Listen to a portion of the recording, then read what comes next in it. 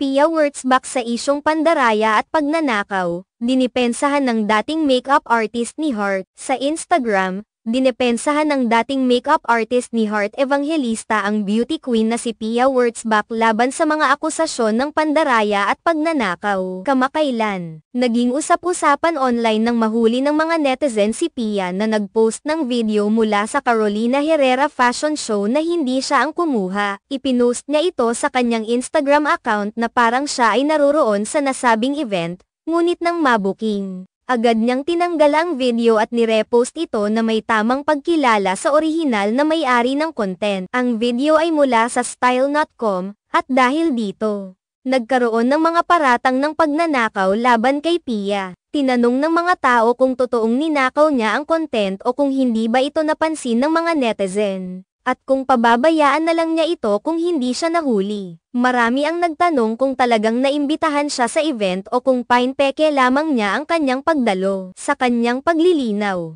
ipinaliwanag ni Pia na hindi siya nakadalo sa fashion show dahil sa traffic. Gayunpaman, hindi pa rin siya nagbigay ng paliwanag kung bakit niya unang ipinost ang video nang walang credit, at wala rin siyang naipakitang ebidensya na talagang naimbitahan siya, na hinihingi ng mga tao sa online community. Sa kabila ng mga mabibigat na paratang laban kay Pia, pinagtanggol siya ng kanyang kasalukuyang makeup artist na si Justin Luis Soriano mula sa mga basher. Ayon kay Soriano, hindi nagnakaw si Pia ng anumang contact o anuman. Ipinahayag niya na, Pia is Pia, na dati na itong naglakad sa runway ng New York noong siya ay Miss Universe. Sinabi pa niya na ang mga usap-usapan tungkol sa pandaraya ay mga imbento lamang upang makapagpalabas ng galit laban kay Pia. Naniniwala si Soriano na malayo na si Pia sa paggawa ng mga bagay na inaakusahan sa kanya, lalo na sa lahat ng kanyang mga nakamit. Dagdag pa niya, marami ng koneksyon si Pia, tulad ng pakikipagkaibigan kay Imran at mga pagkikita kay Natalia Vodianova, asawa ng CEO ng Dior,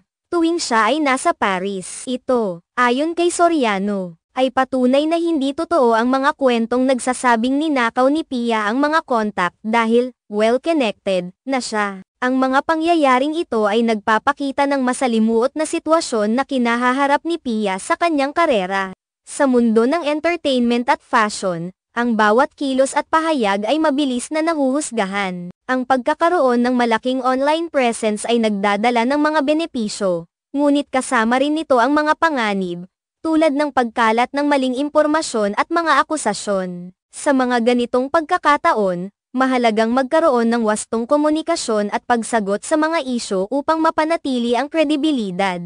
Ang mga personalidad tulad ni Pia ay dapat na maingat sa kanilang mga galaw, dahil ang mga tao ay laging nagmamasid at may mga inaasahang pamantayan na dapat sundin. Sa kabila ng lahat ng ito, ang suporta mula sa kanyang mga kaibigan at kasamahan sa industriya, tulad ni Soriano, ay mahalaga. Ang pagtanggap ng suporta mula sa mga malalapit na tao ay makakatulong sa pag-angat muli ng kanyang reputasyon. Ang pagtutok sa mga positibong aspeto ng kanyang karera, kasama na ang mga nakamit niya, ay isang magandang paraan upang ipakita na siya ay higit pa sa mga akusasyon. Sa huli, ang sitwasyon ni Pia Wurtzbach ay isang paalala na sa mundo ng social media at entertainment, ang bawat aksyon ay may kalakip na responsibilidad.